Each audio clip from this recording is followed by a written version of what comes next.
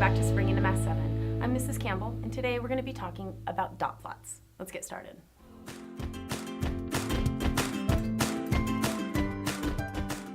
So let's start by talking about a definition of dot plots. So a dot plot consists of a horizontal scale, basically like a number line, okay, on which dots are placed to show the numerical values of the data.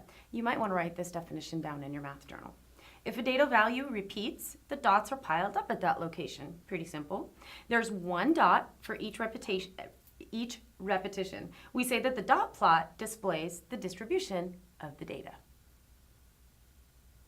All right, so do you see the numbers 25 and 40 in this box plot? If you need to, you can pause your video to find them. So notice that these numbers are repeated the most, and the number 50 is actually repeated the least.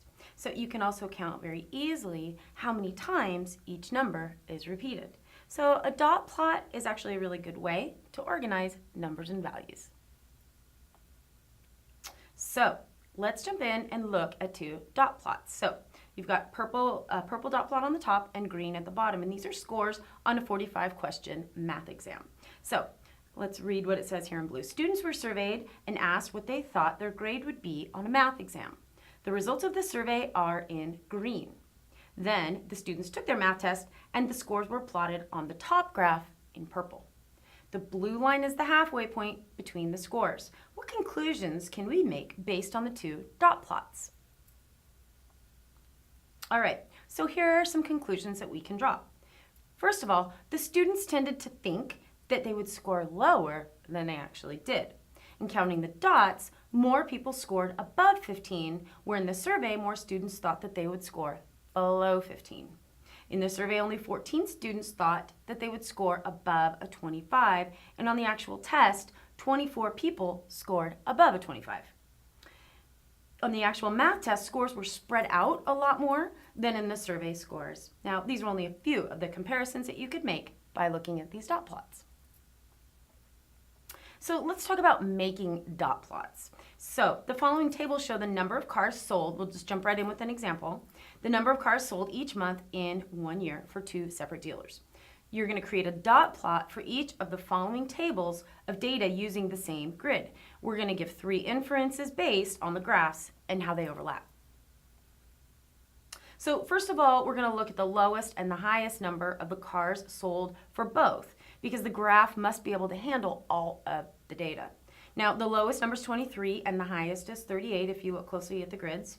And the horizontal axis is going to be made to include from 23 to 38. Okay, so the vertical axis to the left is going to increase by once. Now, then we're going to plot the individual data points for each of the tables using 2 colors to represent the 2 dealers. And we're going to make sure that we use a key. Okay, so this is what it would look like when we were finished. Again, the lowest number will be 23 and the highest will be 38, as you can see. The vertical axis is made by ones, and the data points are plotted with 2 different colors, one for SIDS and one for Max. And here are the 3 inferences that we can make from the data. Number 1, Max sold more cars than Sals. You can see that very clearly on this. Mac and Sid had 3 months where they sold the same amount of cars. And you can see that where you see the green dot and the yellow dot together on the same number, 30, 31, and 35. And then 3, the maximum number of cars sold in 1 month by Sid was 35, and the maximum number of cars sold by Mac was 38. So actually, when you think about it, dot plots are really easy, and they actually can be really fun as well. I hope you enjoyed this lesson, and we'll see you next time. Bye-bye.